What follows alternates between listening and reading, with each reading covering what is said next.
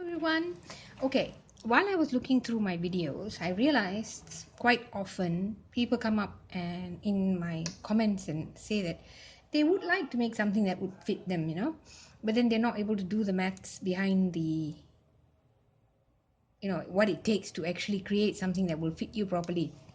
A lot of the designs, especially like jackets and all that, you don't want the thing to hang loosely only on you.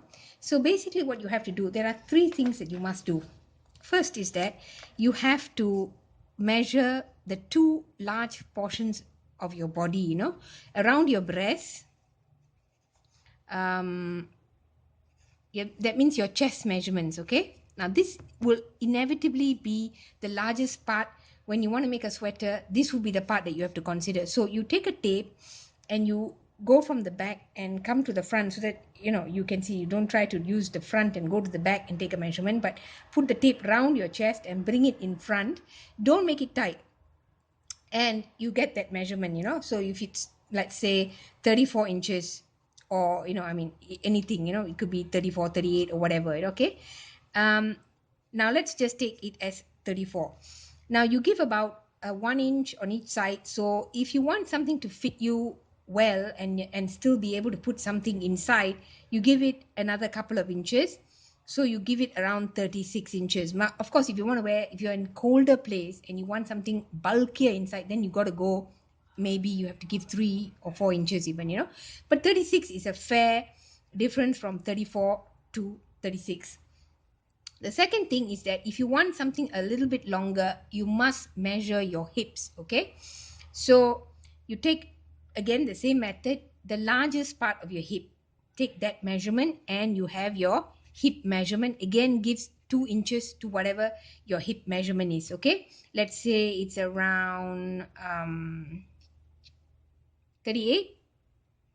Let's see, no, 19 and 19, that will be 38. Okay, let's give it around 38. Okay, I know that's not a lot. 34 and 38 seem to be, I mean, but of course, if you have larger hips and a larger chest, then you have to use perhaps an Afghan loom or a Cindy wood loom or the infinity loom. You won't be able to make these designs on the round loom. The 41 peg round loom. Then there is the 62 peg rectangle loom, and there is the one that is slightly smaller. I think it's 50 pegs. One sec, I just need to check that, because I have all my measurements, the ones that I did before. When I started loom knitting, what I did was I did these swatches, and I put them all up. And after I done the swatches, I took each of the swatch and made sure that I knew how much it was. You see, now the 50 peg loom is also the rectangle loom. Now these are the looms that you can find easily on the market: the 41 peg round loom, the 62, and the 50. If you have the infinity or the Afghan loom or Cindy wood loom, or in all in one loom, I think there's another one also, they call it the AIO. That one is the all in one loom, and that one is another type of loom that you can make items that have wider than what I'm given here, you see. So generally, if you are within these measurements, you can work it on these looms. But if you are larger than what the measurements are here that I've given, then you have to think about buying a bigger loom to work these patterns, you see. Now when we work, the third thing is how to work the equation. Now, whenever you do the equation, the first thing that you do is that you place all your inches on one side, whatever the measurement, whether you want to find out or you need to know how much you're going to do, the pegs, and over here you place pegs measurements. All right. One side you place inch and the other side you place the peg. Now, if you want to work something which is around 16 inches, okay, like I have, let me just briefly give you this. The 41 peg loom, the round loom, can work about 18 to 19. That's the max that it can do. The 62 peg can give you 22 inches, and the 50 peg can give you, how much was it? The 50 peg, yeah, 18 inches. So here are this is what I myself worked out by working swatches on them, and this is the measurements that I've managed to get. Okay, the 41 peg gives you 18 to 19, the 62, 22, and 50 peg. So now here on this side you place inches, and here you place the pegs. So what you do is, here, if you want to work it on, if you want to work 16 inches, all right, you know, if you're, let's take the round loom first. So you know that 18 inches equals 41 pegs. Okay, 18 inches equals 41 peg, but you want 16 inches. All right, so how do you get about it?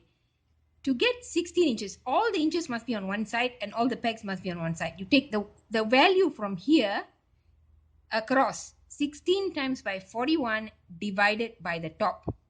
So you get 16 times by 41 divided by 18. This is the method that you must use to get what you need.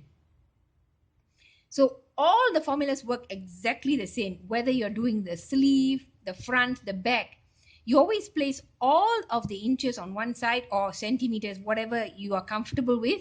If you want to use the metric system, then you use centimeters on this side. And over here is the pegs. So you take the amount, that the unknown amount, you don't know how much 16 pegs, how many pegs it would give, 16 inches, how many pegs it would give. So you take the 16, you multiply it by 41, and then you divide it by 18. All right, so that is how the formula works every time, exactly like this. This is the exact method. You take the known figure and you place it on top. You take the unknown amount that you want to know, that you can create something which is 16 inches. You want to know how many pegs that is. You place it on the side of the inches. Then you take the one that you want to find out, you multiply it by the one on top, and you divide it with this that is here, and that will give you the answer every single time, and it will be accurate, and you won't have to worry unless you took your measurements wrong. This will always give you a garment that will fit. Now let's look at it in terms of how you might want to work a piece on the loom knit. See, now this is the back of a jacket.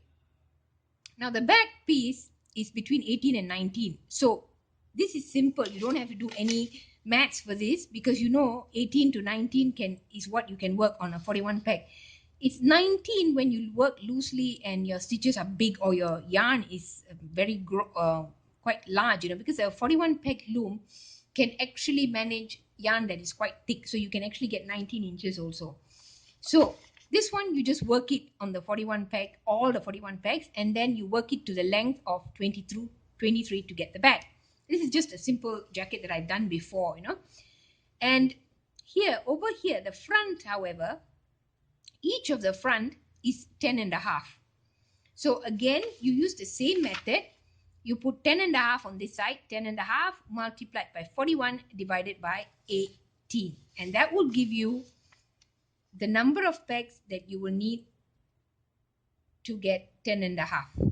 Okay, how much will that be? Okay, let's see now. Let's do that very quickly. 10.5 multiplied by 41 divided by 18 equals, one sec, I don't want it, I just use a calculator because I'm lazy. I don't want to do any mathematics in my head. When I was in school, my mom used to teach me always to do maths in my head, she'd call it. Okay, that's 23.4. That gives you 24 pegs. So each time you cast on 24 pegs. All right. So 10 and a half give you 24 pegs.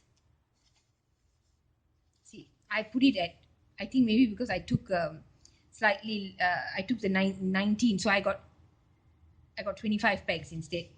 So this is 25 pegs, and then you work it to the length that you need. Okay, and these the important thing, whenever you work all your garments and everything, if you have the yarn, it's preferable that you work a swatch, and then you can get exact measurements that will fit you very, very well. Now I wanted to talk to you also about the sleeves. When you have something like this that is has got straight back like this, it's completely straight. There's no shaping involved here. There's no part where you have actually shaped so that you can put it as high as the armhole. When you have a jacket pattern like that, make sure that when you take the measurement for your sleeve, you don't take the measurement around your armhole, because around your armhole is actually larger than your upper arm. So in this kind of a situation, you have to take your measurement at your upper arm. And because the sleeve is coming very is attaching itself to a straight side, this is a straight bit, it has got no shaping. When there is shaping, you have to shape both the arm and the top. It's different. I hope I have the pattern here. Is it here? No, I think it's on another. I'll give you an example of one that is shaped, so it's very complicated when it's like that. You see, this is shaped. You see, this is actually a sleeve, and it has got shaping all round. And you see the arm for the front is also shaped, and for the back is also shaped. In that kind of a situation, this was a raglan sweater that I did. I think it was called Harlequin. This was that pattern. If you have this kind of a pattern, usually the pattern gives you exact measurements. So whatever you want to calculate for the upper arm, it will be indicated in the pattern. So you can use the same method of calculation to come up with the pegs that you will need to make something that will fit your arm, instead of just following the pattern blindly, which is one of the reasons, when you find so many patterns and you try them, they never actually fit you very well, because of the fact that they are not actually tailored to fit you, you see. So it's better when you're working to try and tailor something that will fit you. Well, I've done the sleeves and the chest and the hip measurements, and this particular 41 peg round loom, 62 peg rectangular loom, and 50 peg rectangular loom, I have given you the pegs, how much it can create already. So this one you don't have to worry. If you got one of these, you can easily work it. But if you have the other looms that I mentioned, the Afghan Sinwood loom or the Infinity or all-in-one loom, then you have to actually take a swatch and calculate how much you can calculate. For instance, you work maybe a 10-inch swatch, 10 by 10, and then you count the number of pegs that you use to create 10 inches. Well, usually what you can do is that, let's say your all-in-one loom or your Cindy wood loom or whatever, you take maybe about 30 pegs, and then you work it for 10 inches. Then you after you let it rest, you measure and see how much the 30 peg gave you, you see. Once you find out, let's say for instance, this is just an example, I don't actually have any of these looms. Now if you have 30 pegs and you worked it and it gave you around maybe about 7 inches, okay, and you worked it for a length of 10 inches, all right. So what you know is that for 7 inches, you have 30 pegs gives you 7 inches, all right. So you place it again on the same kind of column like this. So you place the 7 inches on this side, and over here you place the 30 pegs. So 7 inches, 30 pegs. And you want to create something which is 18 inches, you take the 18 multiplied by the 30 pegs divided by 7, which should give you more pegs than that, which is so let's say you want to make 18 inches. 18 multiplied by 30 divided by 7, and that gives you 77 pegs. All right. So I don't have a rubber. Let me just rub this off, otherwise you're going to get confused.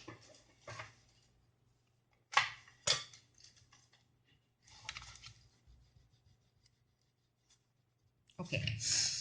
So when you did your swatch, you got 7 inches, you after you had taken, you cast on 30 and you worked it and it was around 7 inches. It can also be 7.5 or some other this point. So it's perfectly fine. You just have to use a calculator to calculate, so if it's 7.5 inches or something like that, you can still work it, you see. So 7 inches is 30 pegs on your whatever your loom is. This is just hypothetical. It's not really how the all-in-one or any of the other looms are. And you wanted 18 inches, you take 18 multiplied by 30 divided by 7 and you get 77 pegs. So if you want something that is 18 inches, you cast 77 pegs. Well, I hope that this helped you and not made you even more confused than when you started. Well, happy looming.